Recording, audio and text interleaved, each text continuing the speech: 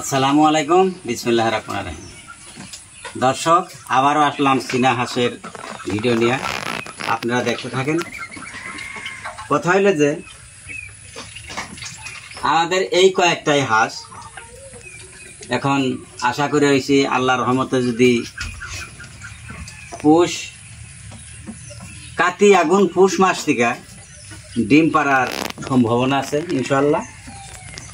যে কয়েকটা হাঁস আছে দেখাইতেছে, এই যে পুরুষ হাঁস কয়েকটা দেখাইতেছে আপনার, এই যে একটা, এইটা বড় সর দেখতেছেন, এইটা কিন্তু পুরুষ হাঁস, এইটা এটাও, এইটা একটা আর এই যে একটা, এগুলো কিন্তু পুরুষগুলো কিন্তু খুব ওজন।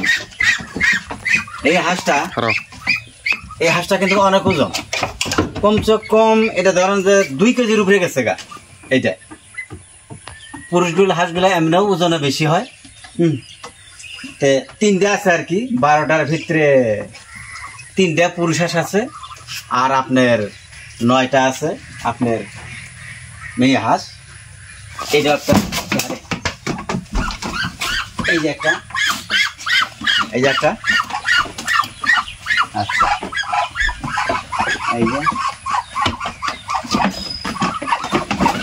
এই যে একটা, এগুলা কিন্তু পুরুষ। কথা হয়েছে যে কয়েকটা হাঁস আছে, এই কয়েকটা হাঁস যদি আল্লাহ পাক বাঁচায় রাখে, দেখবেন যে এই তো বছর 6 মাস 7 মাস না ঘুরতে ঘুরতেই ইনশাল্লাহ বাতান হয়ে যায়। কেন একটা করে হাঁসের চীনা হাঁস 10টা 12টা 13টা 14টা 15টা 16 17টা অব্দি ডিম দেয়। তো কথা হয়েছে যে চীনা হাঁস বছরে 3বার করে বাচ্চা দেয়। চীনা হাঁস বছরে 3বার করে বাচ্চা দেয়।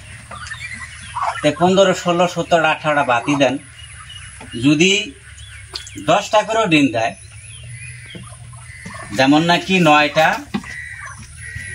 মেয়ে হাঁস আছে, এমনি কিন্তু এক বাতে কিন্তু 9 10 90টা, 15টা 16টার কথা বাদ দিলাম, এগুলো সব বাদ সাদ দিয়ে 10টা করে ধরলাম। 10টা করে যদি ডিম দেয়, একটা করে হাসে, 9 10 এমনি হইতেছে আপনার 90টা।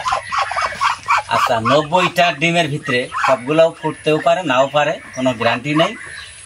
কথা হলো যে 10-20টা বাদ যদিও যায়, তাও কিন্তু 70-80টা, 70টাই ধরেন।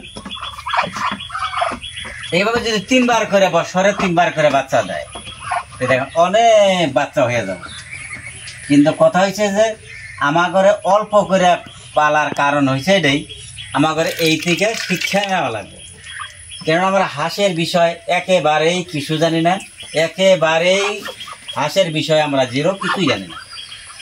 যার জন্য অল্প হাঁসের থেকে আমার ঘরে শিক্ষা নেওয়া দরকার। কেননা আপনারাও যারা হাঁস পালেন, তারাও এইভাবেই কম হাঁস নিয়ে কখন কি বেমার হয়, কি বেমার আক্রান্ত হয়, পায়খানা কেমন করে, কি সমাচার, এগুলো এর ভিতরে কম হাঁসের ভিতরে থেকে আপনারা শিখতে পারবেন। কিন্তু আমিও অনেক হাঁস আনছিলাম, হাঁসগুলো আমরা রাখতে পারি নাই, যেহেতু